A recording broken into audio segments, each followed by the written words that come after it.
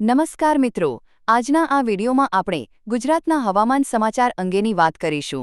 હવે ગુજરાતમાં ઠંડી કેવી પડશે, માવઠું ભૂકા બોલાવશે કે નહીં, તે તમામ સમાચારોની વાત આજના આ વિડીયોમાં આપણે કરીશું.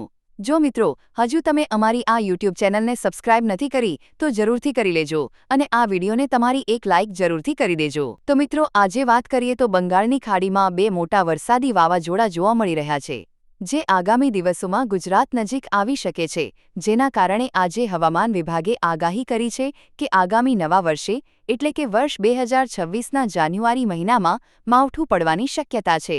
તો મિત્રો, આજે પર એક નજર કરીએ તો વર્ષ 2025ની વિદાય અને 2026નું સ્વાગત વરસાદી ઝાપટાની સાથે થાય તેવી આગાહીથી ગુજરાતના ખેડૂતોમાં ચિંતાનો માહોલ જોવા મળી રહ્યો છે. મિત્રો, જાણીતા હવામાન નિષ્ણાંત અંબાલાલ પટેલે મજબૂત વેસ્ટર્ન ડિસ્ટર્બન્સની અસરને કારણે 31 ડિસેમ્બર અને 1 જાન્યુઆરીએ કચ્છ સહિત સૌરાષ્ટ્ર અને ઉત્તર ગુજરાતમાં છૂટાછવાયા માવઠાની આગાહી કરી છે. મિત્રો, જાણીતા હવામાન નિષ્ણાંત અંબાલાલ પટેલે મજબૂત વેસ્ટર્ન ડિસ્ટર્બન્સની અસરને કારણે 31 ડિસેમ્બર અને 1 જાન્યુઆરીએ કચ્છ સહિત સૌરાષ્ટ્ર અને ઉત્તર ગુજરાતમાં છૂટાછવાયા માવઠાની આગાહી કરી છે. તેમના મતે આ વરસાદથી પાકોને નુકસાન થઈ શકે છે, જ્યારે હવામાનમાં ફેરફાર થવાથી બીમારીઓનું પ્રમાણ પણ વધી શકે છે.